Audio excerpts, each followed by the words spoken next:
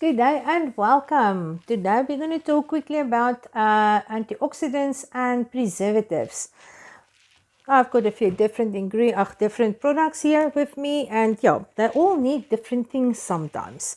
So let's see what is the differences between them and when do we need them, because it seems like there's a little bit of confusion sometimes. Sometimes people think that antioxidants and preservatives are the same thing or does the same job, and it is completely different.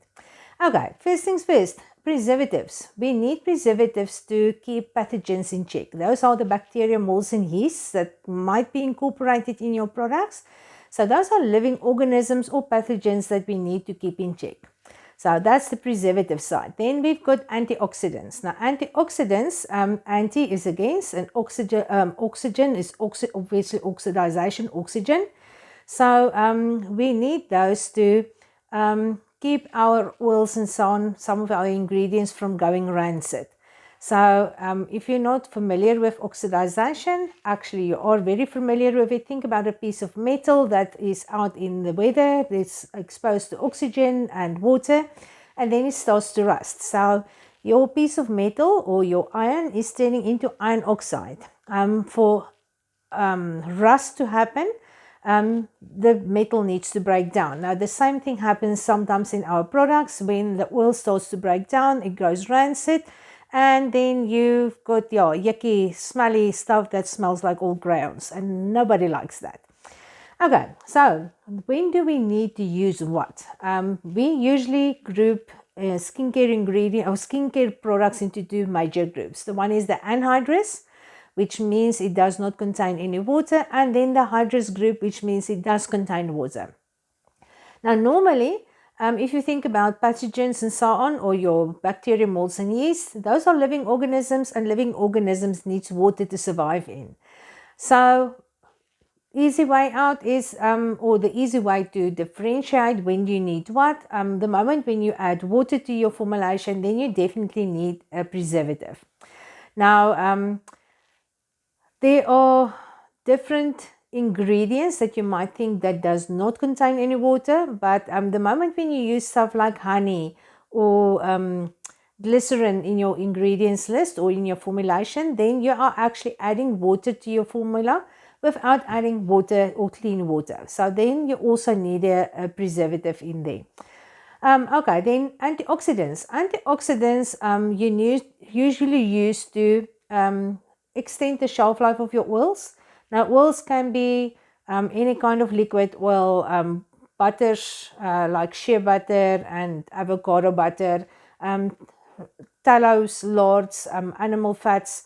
So any of those are actually classified as oils, and then you would like to use an antioxidant for those guys.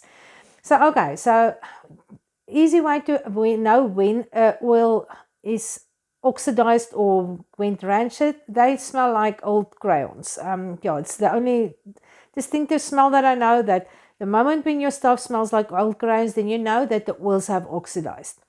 Okay, then so normally we use the preservative of anything that contains water, and then antioxidants when something contains oils. Now I've got a balm here.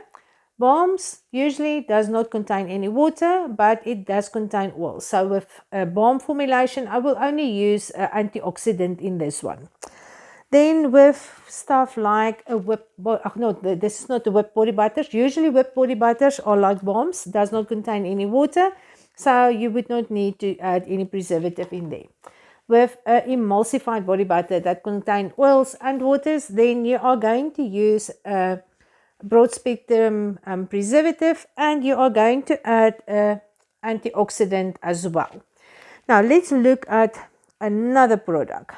I've got a sugar scrub here. Now this sugar scrub does not contain any water in it, but I would add a preservative to this. The reason why is that if you are using a sugar scrub, usually you will open it up in a shower, take a little bit out with your fingers, and sometimes you decide, I do not have enough sugar scrub, and you will take it again. So when your hands are wet and you are taking product out of a container, then you incorporate water to this, and you close it up nicely again, so it's nice, wet and warm in there. And if you can see your hands under the microscope, you will know that it is not 100% clean. even if you wash them. So you will incorporate some bacteria and germs and stuff also into your product, and it can sit, and it's an excellent breeding ground for all kinds of nasties. Now the other thing is as well, I love to use herbs in my ingredients. So plant matter, it's food for germs and those kind of things. Sugar, love. Some bacteria and stuff love sugar. So just keep in mind, if you're making a product that might get into water, or water might get into your product, then it is a good thing to use a preservative as well. Okay, preservatives. I know there's kind of a movement going, and I actually fell for it for quite a while, that all preservatives are bad. Now, the thing is, yes, we do have preservatives that is a little bit more harsh on the body and so on. The things that comes to mind are the paraben-containing preservatives. You will see most of the brands that you can buy in the shops do have some kinds of parabens in them. The reason why they use it is because they are very effective against a huge whole range of bacteria, molds and yeast. They are very effective in preserving. But there are some evidence that it might be endocrine disruptors and that it might disrupt your hormones and so on. So if you wish to avoid them, there are different preservatives available on the market. So doesn't matter which preservative you use, always read the instructions first, see what is the amount that you need to use in your product. There's usually a minimum and a maximum amount. They are usually pH sensitive. So some preservatives, you need to test your product before you add the preservative, and adjust the pH to make sure that it's within range before you add the preservative. Otherwise, it can inactivate it.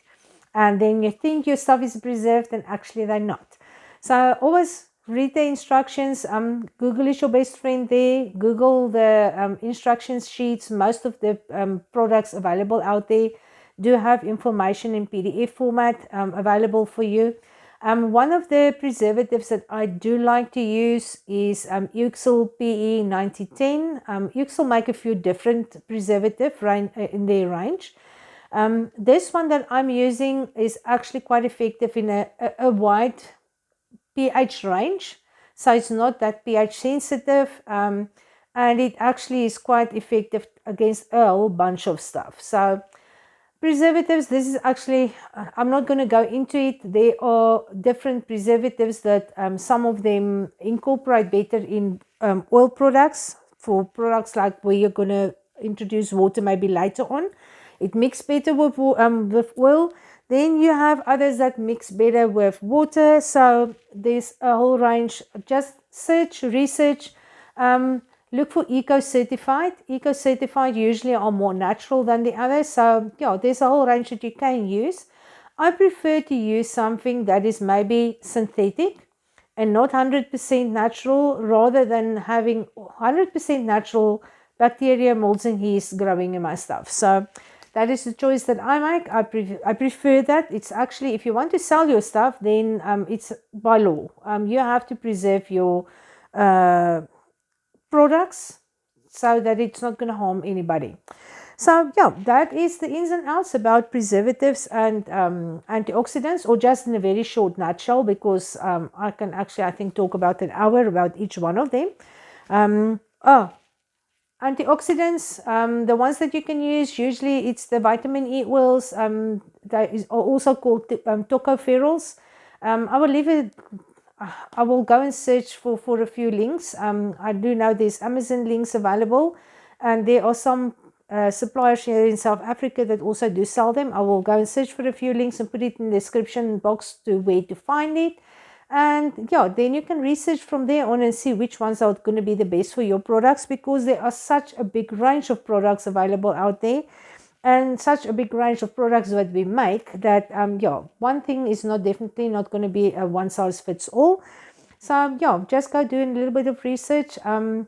Antioxidants, another thing that you can maybe look into is rosemary essential oil. That is also an antioxidant. Sometimes they actually extract stuff from essential oils and use that as antioxidants. So you do have actually quite a variety that you can use.